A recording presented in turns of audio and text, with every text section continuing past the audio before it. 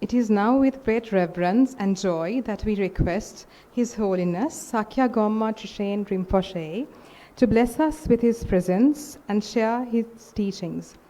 His Holiness has been a beacon of wisdom and compassion for many, and we are truly honored to receive his words today. First of all, please forgive me that I could not stand there and give the speech by standing, because my legs and back are not so strong, so I couldn't stand up.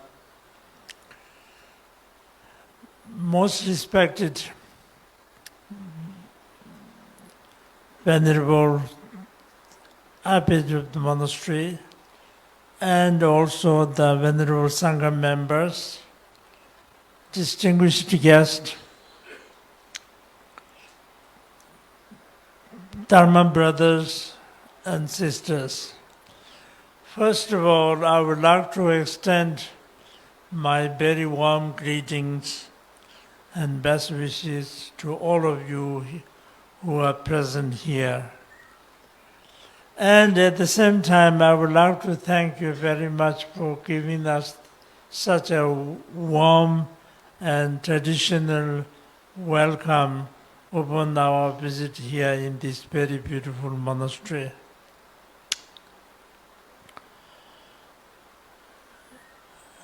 As you know that I'm from Tibet, and I came to India first time in 1956 when the Buddha Jayanti was celebrated in India, 2,500 years.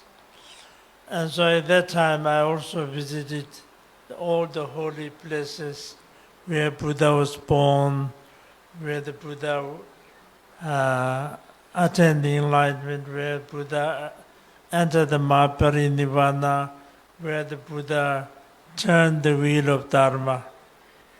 And then I went back to Tibet for 2 years. And then I was enthroned as a throne holder of the Sakya tradition of Tibetan Buddhism. As you know that we have the 4 schools. When Buddhism came from India to Tibet, it came in kind of gradually. So it developed the 4 schools. And we are the Sakyapas. And then in 1959, I again have to come due to the revolution started in Tibet, so I have to come, forced to come to India. Since then, since 1959, I've been living in India, in northern India, a place called Dehradun, which is the foothills of the Himalayas. And I visited many countries,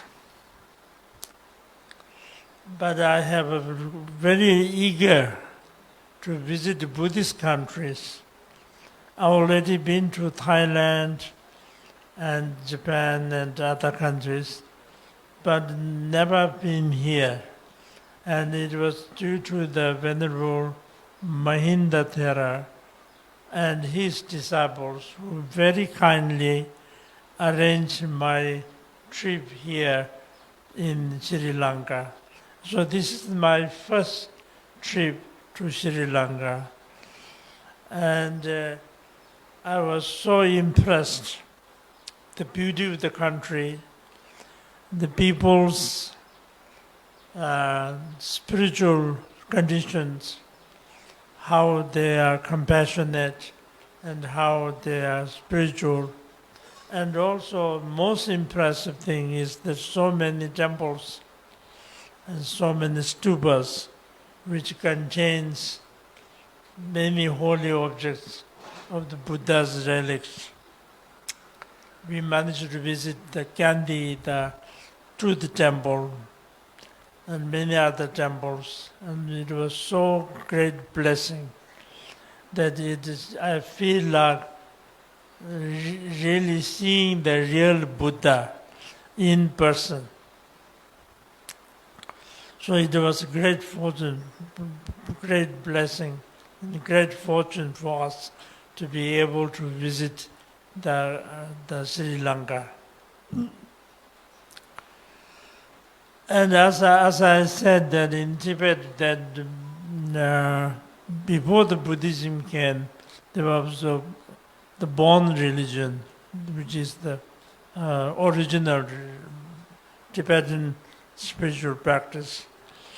And Tibet is referred as a land of snow.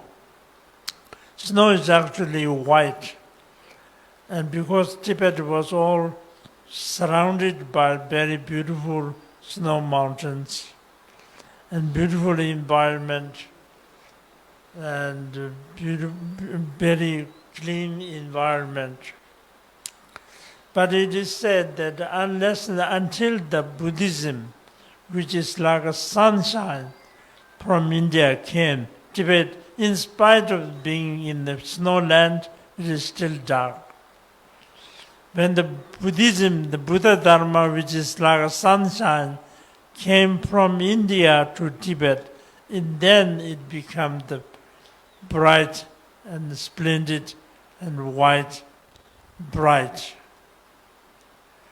And due to the great blessings of the Indian masters and the great kindness of the Tibetan Dharma kings, and especially the translators who've gone through so hardship, because at that time to travel all the way from Tibet to India is not easy, because there were no cars, no trains, no planes.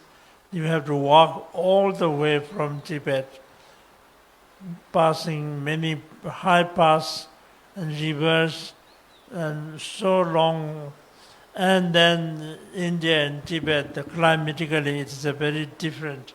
Tibet is a cold country, India is a hot country, and so they have to go through all this, but they managed to bear this, and then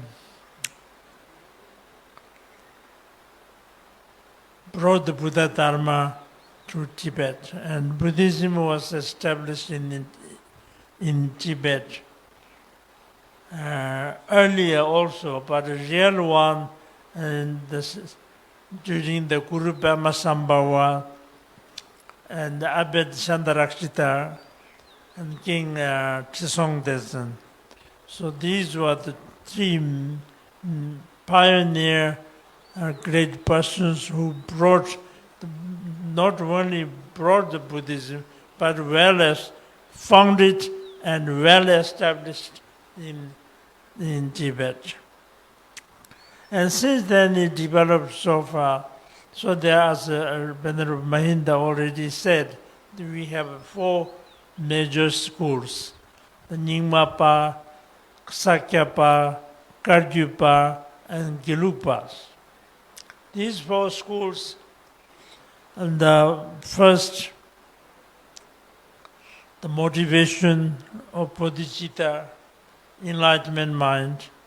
In the meantime, the practice of Sutrayana and Mantrayana together, and eventually to accomplish the ultimate enlightenment. There is no difference. It's all same. The only difference is the lineage is different. How the teaching original source from India, and then how it came through the translators, and then it been passed down from one master to the next master. So that's why that it is somewhat slightly different. The emphasis is slightly different. Some schools emphasize more on studies. Some schools emphasize more on the meditations. But otherwise, basically, there's absolutely no difference. And we have a very good connections. And many other schools, lamas come to our monastery and give teachings. We also go to the other monasteries and give teachings. We have an excellent relationships. So as you know that I was the throne holder of the Sakya order. And Sakya order was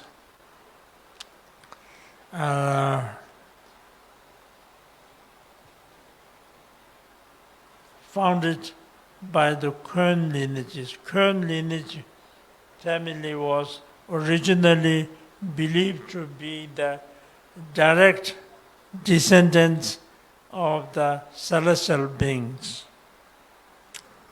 So the first name is the flare-light celestial race.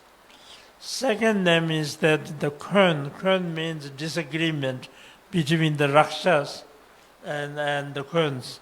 Outwardly, but inwardly, the wisdom is disagreement with the ignorance. And third name is Sakya. The monastery was founded. The original Kerns, the earlier Kerns were all Bombos. Of course, at that time there was no Buddhism, so they were only Bombos. But then during the Kern Nagendra Rakshita and his brother, both have disciple of direct Guru Brahma Sambhava and Sangha Rakshita. And in fact, Kern Nagendra received the full Bhikshu ordination from the abbot Shandarakshita. And it is said that the Tibetans have never received the Bhikshu ordination before. So they were choosing 7 persons as a trial, whether the Tibetans will be able to keep the Buddhist monks, the Bhikshu ordination rules or not. So the 7 persons were chosen, and 3 elder persons, 3 younger persons, and 1 middle-aged person. And Kern Nagendra Rakshita was one of them. And they've been very successful in keeping their Vinaya rules. So it was the auspicious beginning of the founding the great Tibetan, thousands of great Tibetan monasteries, and where there are tens of thousands of the fully ordained monks. And then they were originally the Kerns were Nyingmapas. And then after many generations, during the Kern Konchok Gyalpo's time, they felt the time has come to start a separate school. And their old teachings were all concealed. And they found new teachings. But still, due to the protectors, there's displeasure, showing displeasure, some of the old teachings been still carrying on until now. And since then, so the first Sakya monastery was established in Tibet in 1073.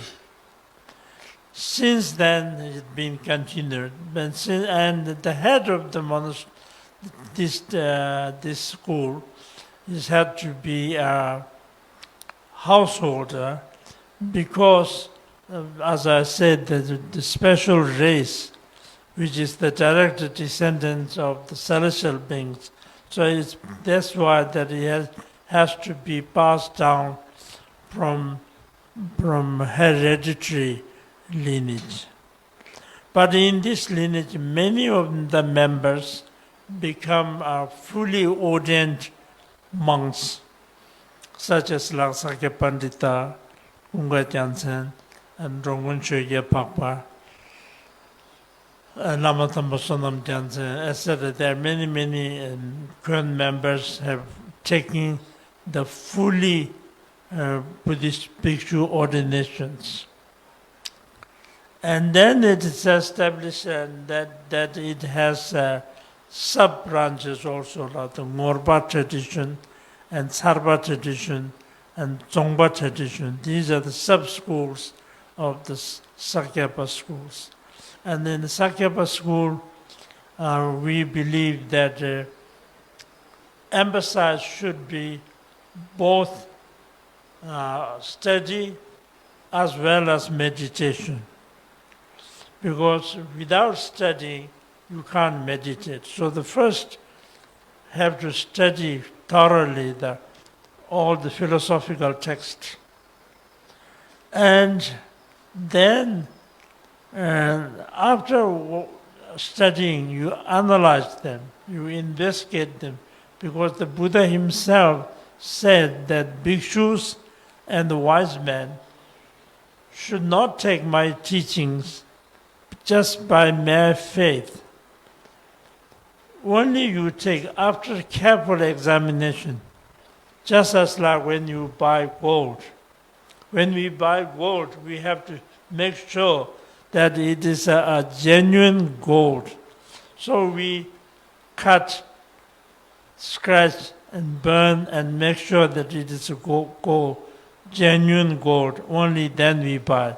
Similarly, the teaching also, not just by faith, but you have to digest yourself, analyze yourself, investigate yourself, and when you convince that it is a genuine, according to your own life experience, that it is a genuine, only then you should take. This is the only the Lord Buddha is the only Lord who said that his teachings should take by investigation. There are many religions in the world, there are many lords. Everyone said that my words is the only truth and you should take this. But Buddha didn't say that.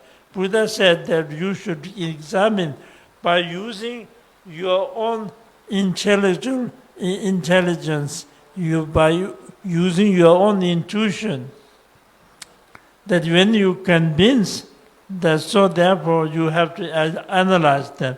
And then when you convince, then you meditate.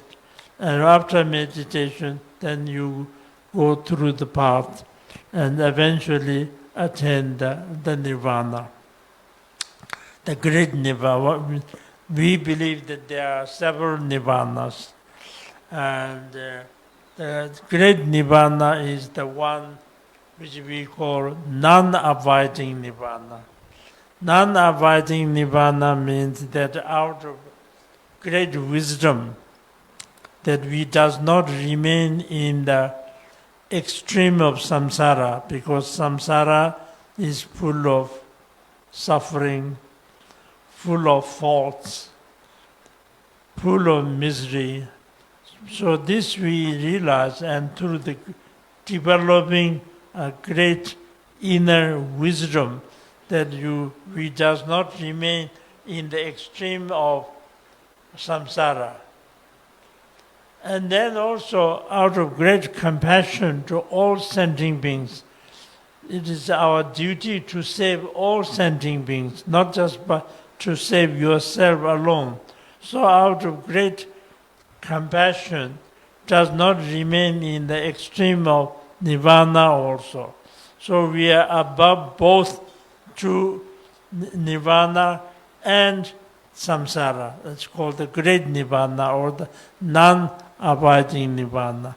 And then attain the enlightenment. And after attaining enlightenment, then you can benefit sentient beings physically, verbally, and mentally. But the most important is the verbally, because the Buddha, after attaining the enlightenment, the greatest activity that he has shown is by giving teachings, by turning the wheel of Dharma. After he attained the enlightenment under the Bodhi tree in Bodh Gaya, he did not teach the first teachings. He said, I found teaching, which is like a nectar-like teaching, but I'm not going to speak because nobody can comprehend this very profound teaching. So he did not give the teaching straight away. So after several weeks, then auspicious conditions were ripening by offering the Brahma and the Indra with the 1,000 spokes of wheels offered to the Buddha, and then only then he gave the first teaching that Buddha gave was at Saranath, the Varanasi, the Four Noble Truths. The truth of suffering, the truth of cause, truth of cessation, and truth of path. And then second, he turned the wheel of Dharma 3 times. The first one is the Four Noble Truths. And second one is at the Vulture Peak, the Parjana Paramita, the perfection of wisdom, where he described about the ultimate truth. In ordinary people, we do not bother to find out what is the truth. More intelligent beings try to investigate why is life is like this. What is the cause? How it all happened? And then after careful investigation comes to the different schools, different thoughts, different philosophical thoughts. And within Buddhism also, there are many different schools. But the Madhyamika, which means the middle way, after careful examination, that there's nothing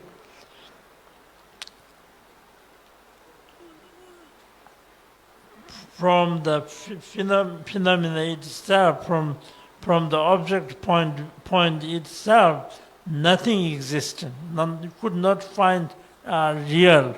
Not a single atom you could not find. It's all emptiness. At the same time, it is not just emptiness. It is the clarity. Clarity and emptiness are inseparable.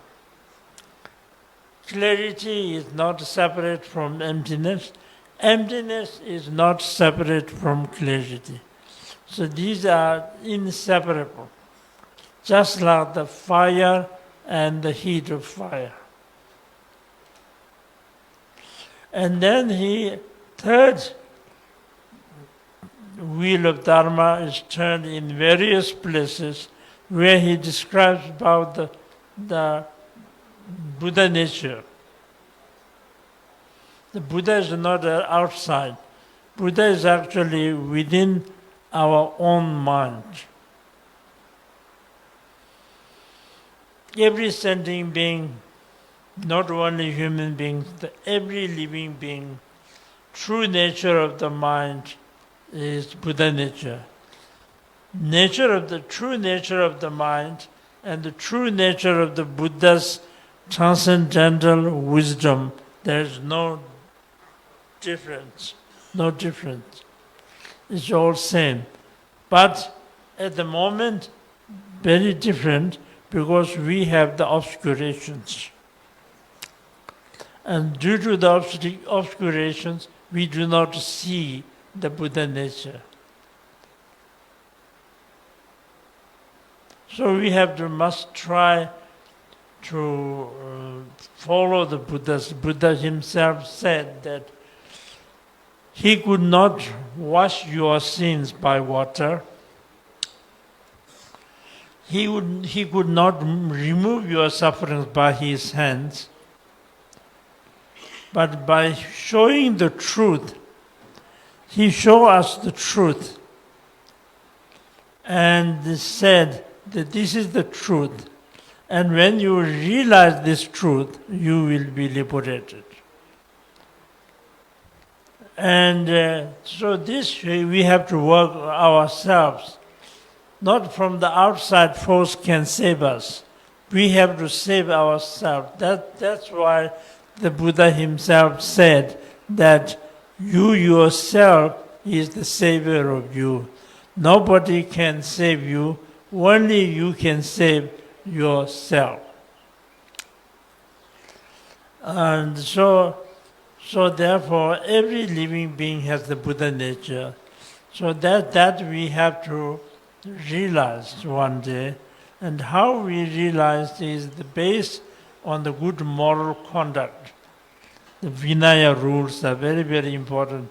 So we believe that the Theravada is the foundation of all the Buddhism. Without the Theravada Vinaya traditions, that we could not succeed the advanced and higher practices. So this is the very, very important. And when Buddha came to India, and the outwardly, the majority of the disciples, and the majority of the teachings that publicly given for the general public's view is the Theravada teachings. But then for some disciples he gave the Mahayana teachings, and some very, very important secluded disciples gave the Vajrayana teachings. And I was very impressed actually to hear. I was told that the Theravada, Mahayana and Vajrayana were all here in the Sri Lanka and visited some place where they are all.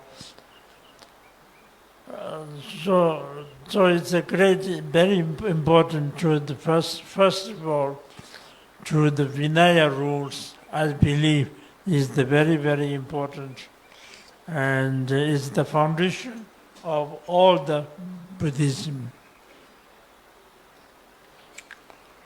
And so, though Buddhism started in India and then went to many countries, especially in South Asia, but in Tibet, where we have all the traditions, we have the Theravada traditions, we have monks, Vinaya rules, we have monks, nuns, and we have like rainy season retreats, ordinations, and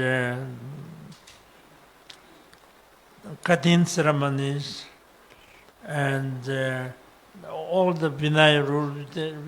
If we have a dialogue between Tibetan scholars and Theravada country scholars, we have a complete agreement together. The practices, as far as the practices are concerned, that there's a complete sameness, that everything is same. And then when the Mahayana countries, such as like Japan and Korea, Vietnam, and then we have all the Sutta, Mahayana sutras, such as like the Lotus Sutra and Diamond Sutra, and that are also completely joined together, completely in agreement. And then in the Vajrayana countries, such as like the Mongolia, and so also some in Japan, also in Bhutan, and all these Himalaya regions are all Vajrayana practitioners. So we have of course, Tibet is basically a Vajrayana country. and the most people practices is Vajrayana practices. So that is the unique thing, is that in Tibet we have all three traditions together, and we can have a dialogue with every Buddhist country, and there's a complete sameness with every Buddhist countries. So the need of the hour now is that it is very important not only to, out of faith, to practice, to go to the temples, do prostrations, light incense, do circumambulations, and do ceremonies. These are very important, but that's not the most important thing. The most important thing is Venerable Sangha members, as well as the lay Dharma brothers and sisters, everybody should study sutras and their commentaries so that they can have the clear understanding of what is Buddhism, what is different between Buddhism and other religions. And within Buddhism, what kind of different teachings that Buddha gave. Buddha gave enormous teachings according to the abilities and propensities and defilements, situations that Buddha gave different teachings. So these all we have to study. Without studying, we will not be able to comprehend.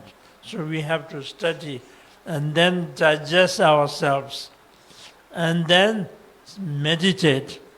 Only through the meditation that we can eliminate our obscurations. Once the obscurations are cleared, Buddha is not in elsewhere to find or to elsewhere to go and get it. We have Buddha is within our own mind.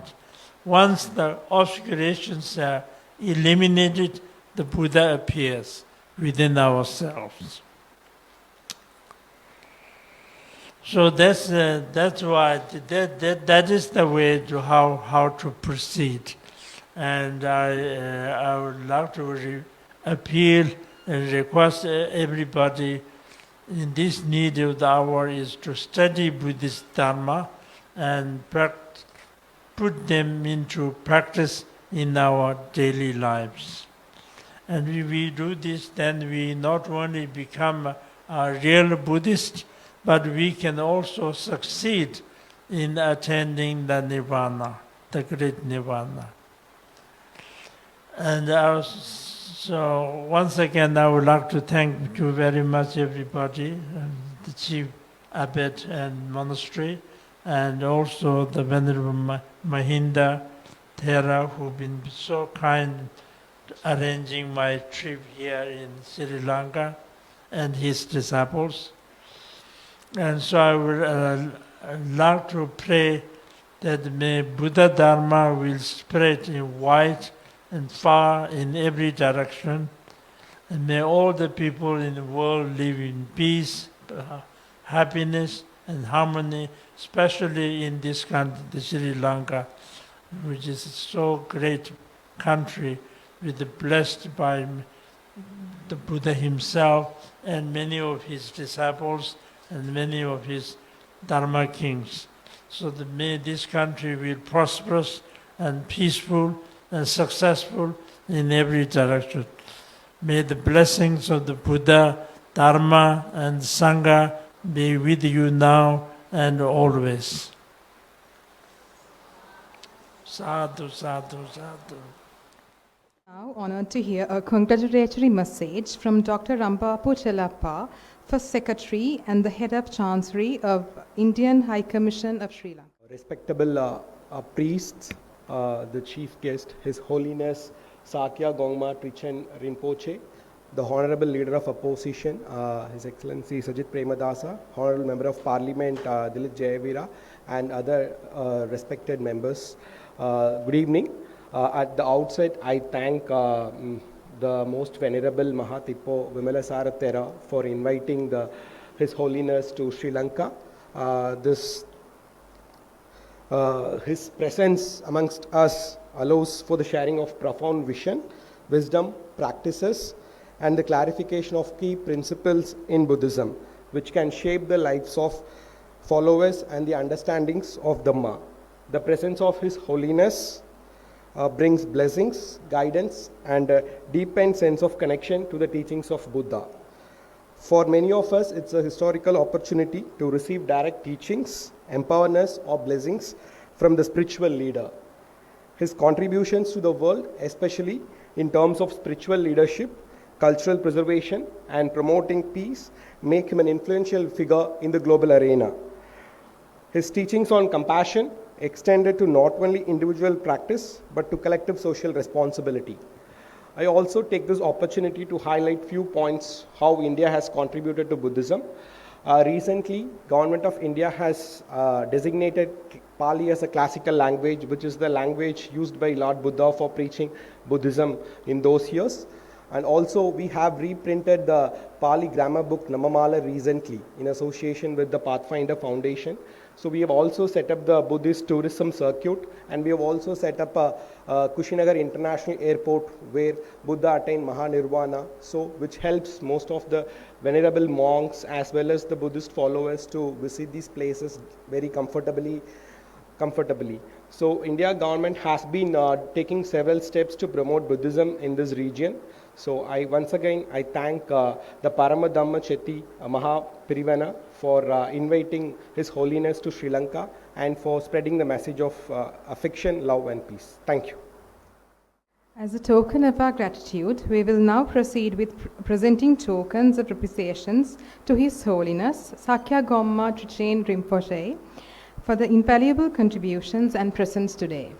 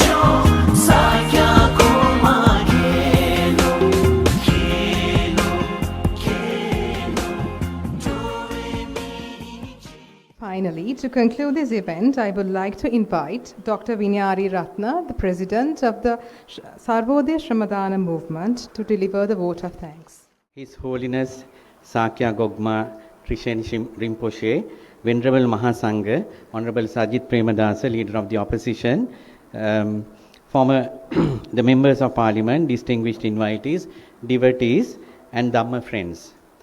It is with deep humility and immense gratitude that I stand before you today to express our heartfelt appreciation at this most auspicious occasion.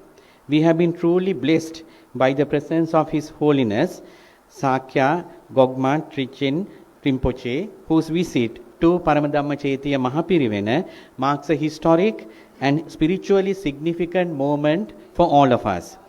On behalf of the Mahasangha, the devotees, and the organizing committee, I extend our profound gratitude to His Holiness for gracing us with His wisdom, compassion, and blessings.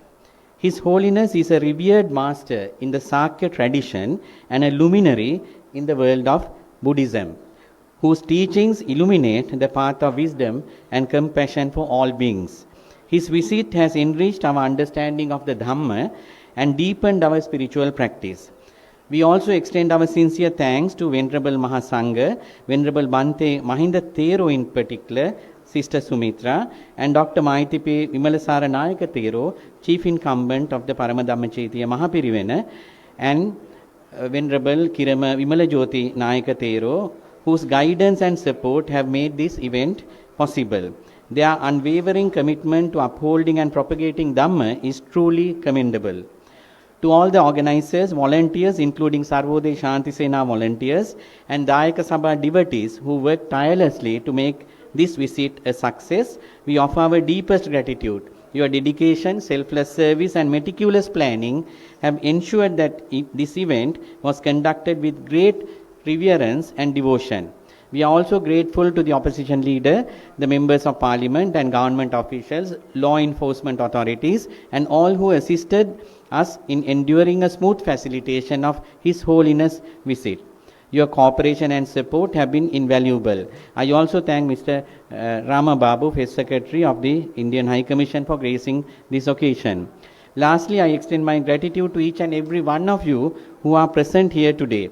Your devotion and enthusiasm in attending this blessed occasion reflect the deep-rooted faith and reverence for Buddha Dhamma in our hearts. May the merits gained from this sacred gathering be dedicated to the well-being and happiness of all sentient beings. May His Holiness Sakya Gongma Trichen Rinpoche be blessed with good health and long life, that he may continue to guide and inspire all of us on the noble path.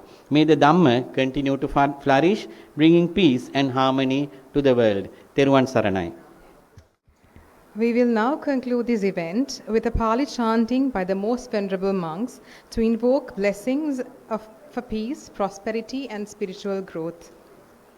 So finally, according to our Theravada tradition, that we will have some Pali chanting for the blessings of the His Holiness, our Rinpoche, and all other the guests, the visitors, those who are visiting here, and also, of course, our opposition leader and all other important members who are here.